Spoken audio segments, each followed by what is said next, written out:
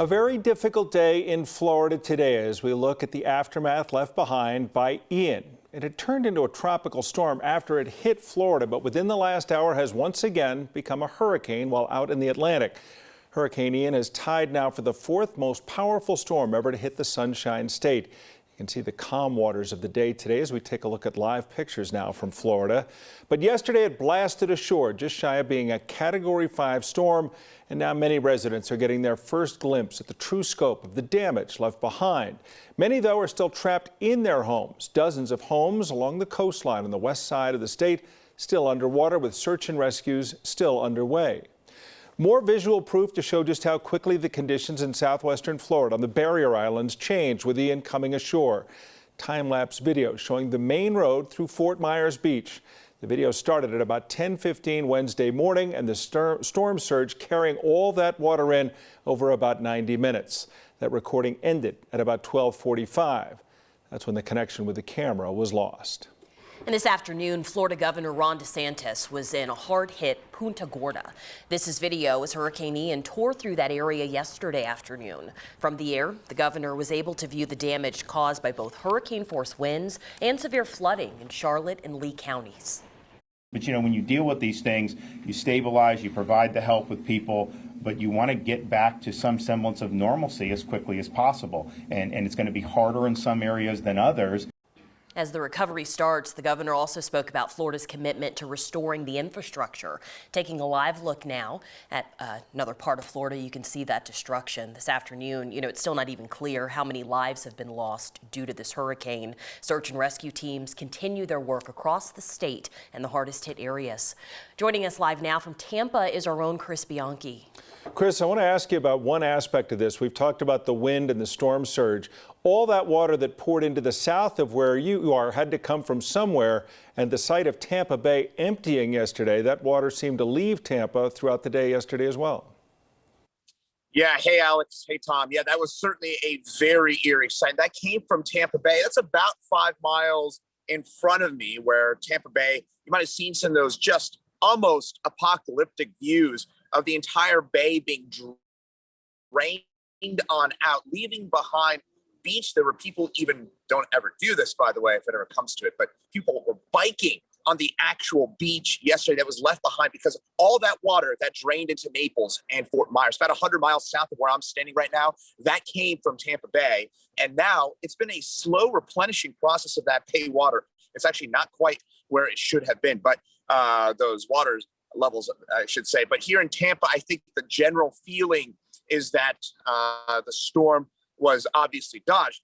That said, we saw some pretty nasty damage. You see a pretty large tree behind me that was taken down. We had wind gusts up to about 75 miles an hour here in Tampa. That's hurricane force. We had about 1 million people this morning without power here in the Tampa Bay area. That number continues to gradually come up. We've had those now today. There's no doubt about it. In Tampa specifically, the storm was feared for here, just off Fort Myers and Port Charlotte. Well, Chris Bianchi has been down there in Tampa covering it for us for 9 News Plus, as well as other stations down there. So there's much more coverage available for you at 9 News Plus if you go ahead and download that. Chris, we appreciate you taking the time to join us now. A busy time in Tampa. As you can see, the radar indicates where Ian is now, once again having just regained status as a Category 1 hurricane. But it went right across the state of Florida, right through Orlando. So there's been a lot of damage done statewide in Florida. Most models now are pointing towards Ian returning to the mainland on or near Charleston, South Carolina. And much of the eastern seaboard is bracing for the return of Ian. From coastal Georgia on up to North Carolina, the fear is they might see up to 10 inches of rain. The rain is expected to start there later today and continue into tomorrow. And there, a coastal storm surge could be pushed onshore by the force of all that wind tomorrow night.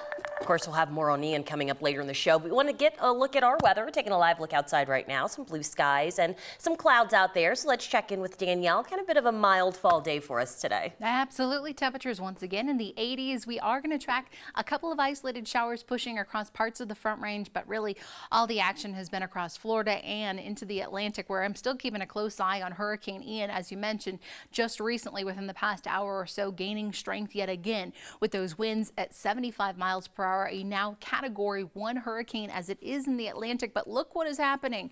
It takes that northerly and then northwesterly turn as we look ahead toward tomorrow as it pushes back onshore into South Carolina right there in Charleston. Tomorrow afternoon is a Category 1 hurricane. And they are just not done yet with this monster of a storm. Look at these potential rainfall totals that the coastline will see. Some areas certainly could be even higher, more around 6 to 7 inches of rainfall coming through. Again, back here at home, still a couple of quick little showers out there. They're primarily up in the high country. That's where you're going to find the clouds. A little bit of lightning around Craig throughout the Yampa River Valley. Here for the metro area, we've seen a couple of light little rain showers rolling off the foothills around Fort Collins. Otherwise, it's been pretty quiet in Denver. The wind's starting to kick up, 20 to 30 mile per hour gusts across the state.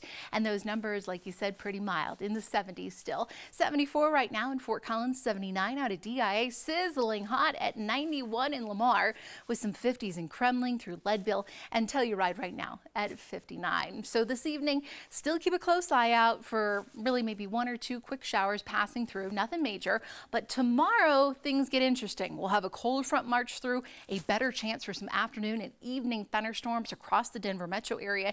And guys, that threat actually is going to continue through the weekend. Temperatures are going to drop off quite a bit. So if you are thinking about heading up to the high country, looking at all the fall colors out there, you might want to take an umbrella, certainly a coat, because these weather conditions will be changing. I'll be tracking all of it coming up in just a few. You certainly want to be paying attention to Danielle and keep an eye on things on 9news.com as well. Thank you, Danielle. You bet.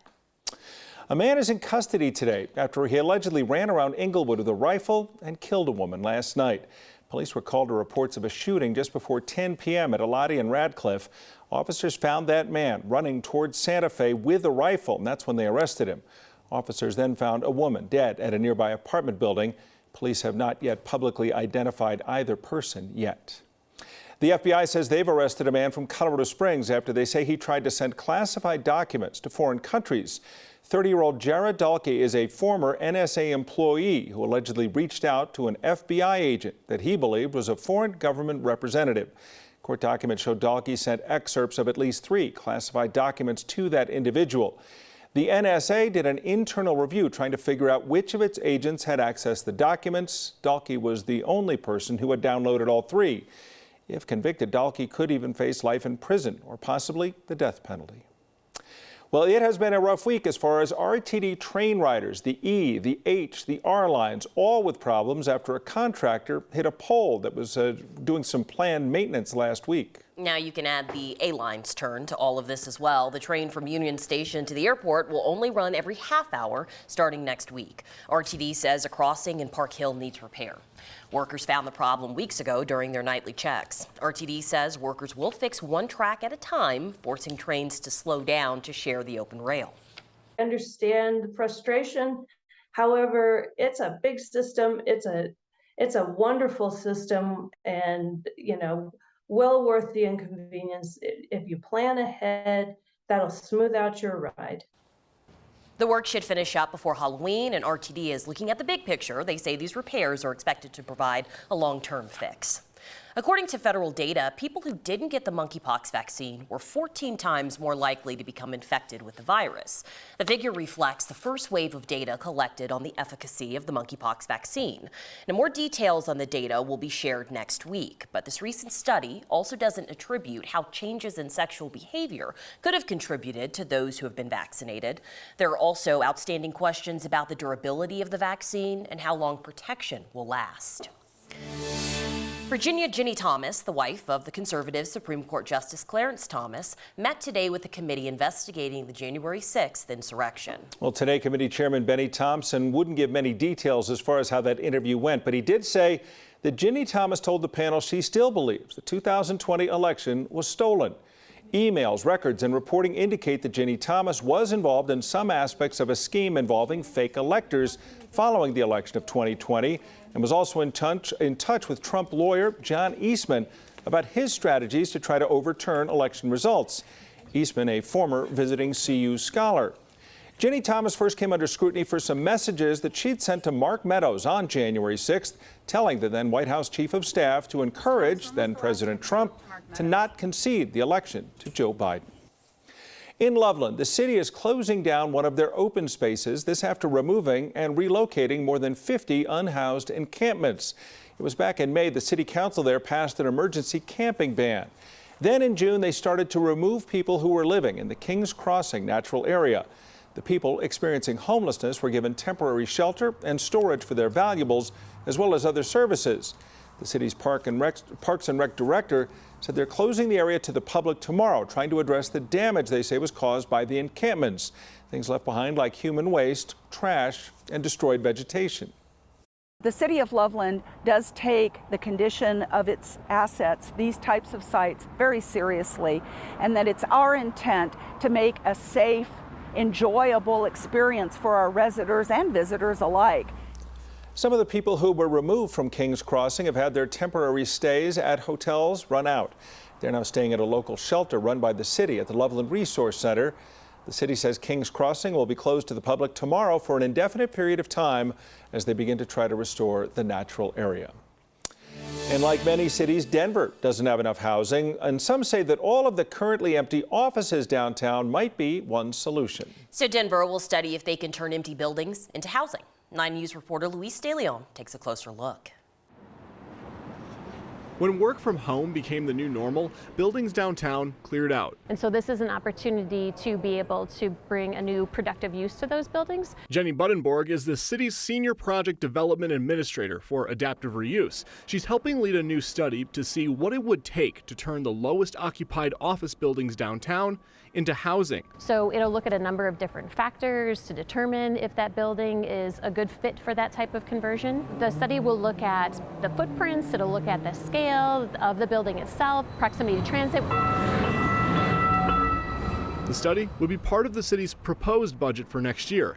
If approved, $75,000 is slated for a consultant to look at 10 to 15 high-rise office buildings downtown. They're still figuring out which buildings they would look at. But the vast majority of them that we're looking at have less than 50% occupancy at this time, and some of them 0% occupancy. So we're talking a very high vacancy rate with these buildings. Ultimately, property owners would decide whether or not to convert the building, and Buddenborg says it's also about reinventing downtown. But we are really focusing on the kind of central business district core and creating a real vibrant 24/7 neighborhood where we have people living down there, we have people working down there, and we really do have a complete neighborhood. So that's one of the ultimate goals. Housing is a really important piece of that. So Buddenborg also says that this might help meet the goals of trying to get a higher level of sustainability with their development downtown, less building from the ground up. Tom Alley, she says 66% of Denver's buildings are older than 50 years old. 76% of Denver's buildings are over 30 years old. So she actually says that this creates a sort of dynamic where we could be working with what the city has already when it comes to adding this housing. Yeah, it really seems like the city's taking a big focus on downtown right now. They're just offering businesses free rent if they'll move in. Like it's a focus. Yes, that's from the Downtown Denver Partnership. They just got their second batch of funding to do that for a few more vacant storefronts. So we'll see how all that goes. There's a lot up in the air in Denver right now. Yeah. See how it all shakes out. Thank you, Luis. Yeah. Certainly been a rough year for college football in Colorado, and it took another odd and downward turn today. CU and CSU, well, they're off to dismal starts on the field, but now the Air Force football program making headlines for the wrong reason. The Falcons hit with 2 years probation by the NCAA, as well as other penalties. This for violating recruiting rules during the so-called dead periods during COVID-19. So the Action Network had reported that the academy was being investigated for hosting high school prospects on campus during the dead periods 2 years ago and providing the recruits with improper benefits. In addition to probation, there will be recruiting restrictions and an unspecified fine. Well, pit bull owners are required to have their pets registered in Denver. Right now, you can get it done for free. We'll have details on that coming up. And the new changes that could be coming from a grocery store near you soon. We'll tell you the update, what is and isn't healthy. Want to bring you some breaking news right now. And I want to let you know that right now we're seeing this taking place on the side of I-25. This is southbound by exit 225, but you can see that cars are still getting by southbound, but pretty soon emergency vehicles are going to be on the scene and they'll be stopping most of that. We'll have more details on this when we come back right here on 4 o'clock at 9 News.